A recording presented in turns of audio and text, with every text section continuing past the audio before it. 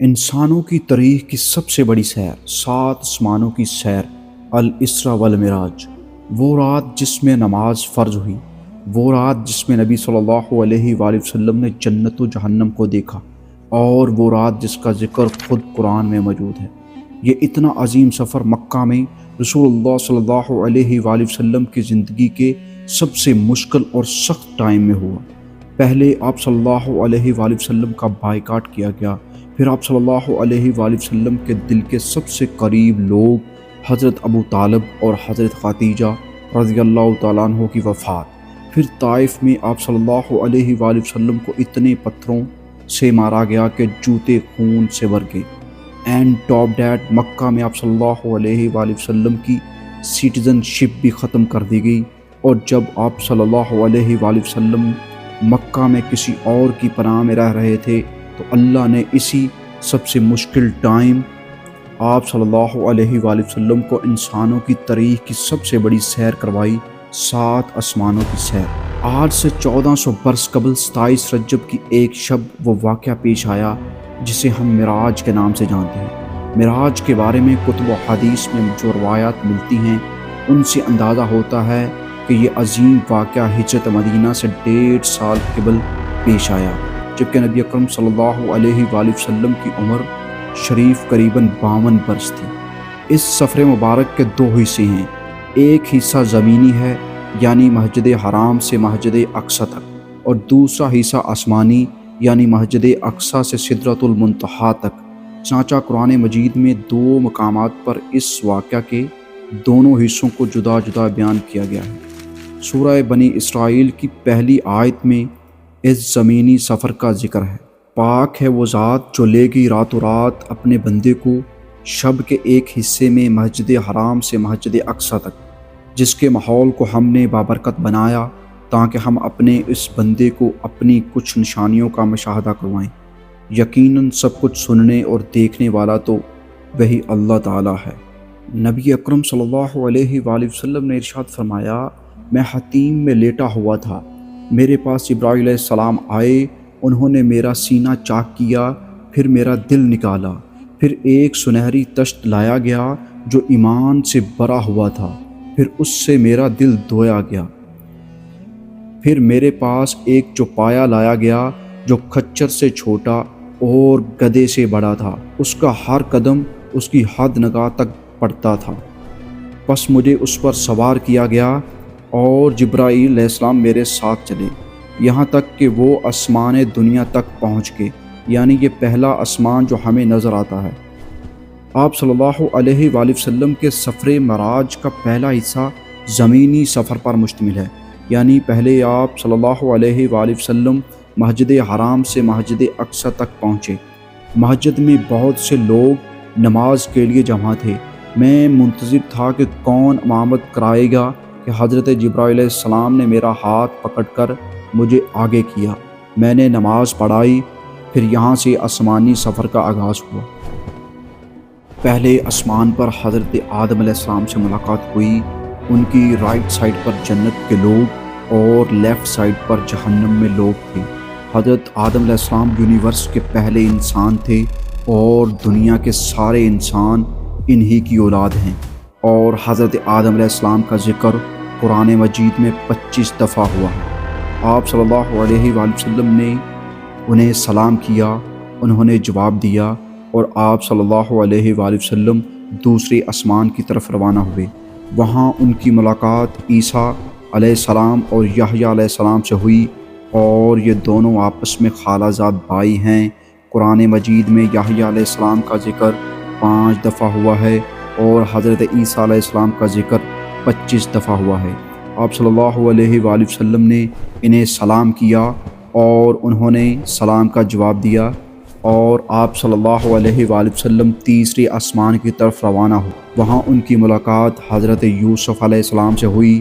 حضرت یوسف علیہ السلام فلسطین میں پیدا ہوئے، اور ان کا ذکر قرآن مجید میں 27 دفعہ ہوا۔ آپ صلی اللہ علیہ وآلہ وسلم نے انہیں سلام کیا، انہوں نے جواب دیا، اور آپ صلی اللہ علیہ وآلہ وسلم جبرائیل علیہ السلام کے ساتھ چوتھے آسمان کی طرف روانہ ہوئے۔ وہاں ان کی ملاقات ادریس علیہ السلام سے ہوئی۔ حضرت ادریس علیہ السلام دنیا کے پہلے انسانوں میں سے تھے۔ حضرت آدم علیہ السلام اور حضرت شیت علیہ السلام کے بعد حضرت ادریس علیہ السلام کو انسانوں کا تیسرا نبی مانا جاتا ہے۔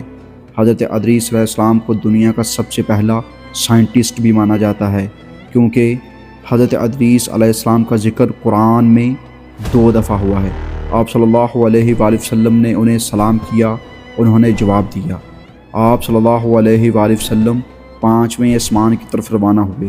وہاں آپ صلی اللہ علیہ وآلہ وسلم کی ملاقات ہارون علیہ السلام سے ہوئی۔ ہارون علیہ السلام حضرت موسیٰ علیہ السلام کے بھائی تھے۔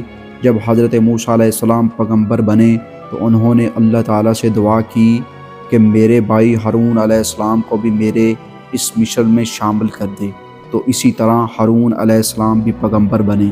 ہارون علیہ السلام کا ذکر قرآن مجید میں 20 مرتبہ ہوا۔ آپ صلی اللہ علیہ وآلہ وسلم نے انہیں سلام کیا، انہوں نے جواب دیا، اور آپ صلی اللہ علیہ وآلہ وسلم 6 آسمان کی طرف روانہ ہوئے۔ وہاں ان کی ملاقات ایک ایسے پیغمبر سے ہوئی جن کا ذکر قرآن میں سب سے زیادہ کیا گیا، 136 ٹائم، حضرت موسیٰ علیہ السلام۔ حضرت موسیٰ علیہ السلام کے ذریعے اللہ نے بنی اسرائیل کو فرعون کی غلامی سے نکال دیا۔ وہاں سے آپ صلی اللہ علیہ وآلہ وسلم نے انہیں سلام کیا، انہوں نے جواب دیا۔ آپ صلی اللہ علیہ وآلہ وسلم 7ویں اور آخری آسمان پر پہنچے، جہاں آپ صلی اللہ علیہ وآلہ وسلم کے جد حضرت ابراہیم علیہ السلام سے ملاقات ہوئی، جن کا ذکر قرآن مجید میں 69 ٹائم ہوا۔ آپ صلی اللہ علیہ وآلہ وسلم نے سلام کیا، حضرت ابراہیم علیہ السلام نے جواب دیا۔ اس کے بعد آپ صلی اللہ علیہ وآلہ وسلم سدرۃ المنتہا کے پاس پہنچے۔ وہاں آپ صلی اللہ علیہ وآلہ وسلم نے 4 نہریں دیکھی، 2 نہریں خفیہ طور پر اور 2 ظاہری طور پر بہہ رہی تھیں۔ جو 2 ڈکی ہوئی نہریں تھیں وہ جنت کی نہریں تھیں، ایک کوثر اور دوسری سلسبیل، اور جو ظاہری نہریں تھیں وہ نیل اور فرات تھی۔ پھر بیت المعمور آپ صلی اللہ علیہ وآلہ وسلم کے قریب لایا گیا۔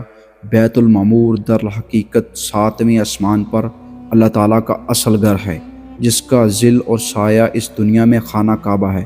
ایک روایت میں آتا ہے کہ اس میں روزانہ 70,000 فرشتے نماز پڑھتے ہیں، اور جب ایک بار اس سے نکلتے ہیں تو دوبارہ نہیں آتے۔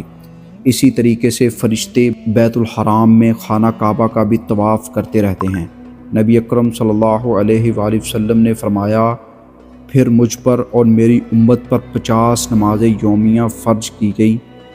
نبی اکرم صلی اللہ علیہ وآلہ وسلم جب واپسی کے لیے آئے تو حضرت موسیٰ علیہ السلام سے ملاقات ہوئی، تو انہوں نے فرمایا یہ 50 نمازیں بہت زیادہ ہیں، واپس جائیں اور کم کروائیں۔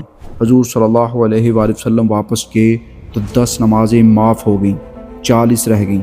پھر آپ صلی اللہ علیہ وآلہ وسلم حضرت موسیٰ علیہ السلام کے پاس آئے تو انہوں نے آپ صلی اللہ علیہ وآلہ وسلم سے پھر وہی بات کہی، اور آپ صلی اللہ علیہ وآلہ وسلم کو واپس بھیجا۔ پھر گئے تو 30 ہو گئیں۔ اسی طرح موسیٰ علیہ السلام کے بھیجنے پر پھر گئے تو 20 ہو گئیں، پھر تشریف لے گئے تو 10 رہ گئیں۔ اسی پر بھی حضرت موسیٰ علیہ السلام نے وہی بات کہی، آپ صلی اللہ علیہ وآلہ وسلم پھر گئے تو اب 5 رہ گئی۔ حضرت موسیٰ علیہ السلام نے اس پر بھی کہا کہ پھر واپس جائیں، کم کرنے کے لیے درخواست کیجیے، 5 نمازیں بھی آپ کی امت کے لیے باری ہوں گی۔ لیکن حضور صلی اللہ علیہ وآلہ وسلم نے فرمایا، اب مجھے شرم آتی ہے، اتنی مرتبہ جا چکا ہوں کہ اب مزید جانے میں حیا محسوس کر رہا ہوں۔ اس سفر میں جنت و دوزخ سب دکھائی گئی۔ پھر آپ صلی اللہ علیہ وآلہ وسلم واپس بیت المقدس پہنچے اور وہاں سے واپس مکہ کی طرف روانہ ہوئے۔ جیسے ہی آپ صلی اللہ علیہ وآلہ وسلم مکہ والوں کو سب کچھ مکمل بتا دیا، جس کی وجہ سے مکہ والوں نے ان کا بہت مذاق اڑایا اور آپ صلی اللہ علیہ وآلہ وسلم سے بیت المقدس کے بارے میں سوال کرنے لگے، مگر اچانک اللہ تعالیٰ نے آپ صلی اللہ علیہ وآلہ وسلم کے سامنے مسجد اقصی کو ظاہر کر دیا۔ اب آپ صلی اللہ علیہ وآلہ وسلم دیکھ دیکھ کر ان کے ہر طرح کے سوالات کے جوابات دیتے رہے کہ لوگ دنگ ہوتے رہے۔ پھر چند لوگ دوڑے دوڑے حضرت ابوبکر کے پاس گئے اور سب بتایا، تو حضرت ابوبکر نے کہا کہ اگر آپ صلی اللہ علیہ وآلہ وسلم نے یہ سب کچھ کہا ہے تو تو بالکل سچ کہا ہے، میں اس بات کی تصدیق کرتا ہوں۔ اسی دن سے بارگاہ رسالت سے ابو بکر کو صدیق کا خطاب عطا ہوا، اور اسی روز سے ابو بکر صدیق کے اکبر شمار ہوتے ہیں۔ تو یہ تھا وہ سفر معراج جس کے ذریعے اللہ تعالیٰ نے اپنے بندے اور رسول حضرت محمد صلی اللہ علیہ وآلہ وسلم کو ساتوں آسمانوں اور سدرۃ المنتہا پر موجود اپنی عظیم نشانیوں کا مشاہدہ کرایا۔ اللہ پاک سے دعا ہے کہ اللہ پاک ہمیں عمل کرنے کی توفیق عطا فرمائے۔ جزاک اللہ خیر۔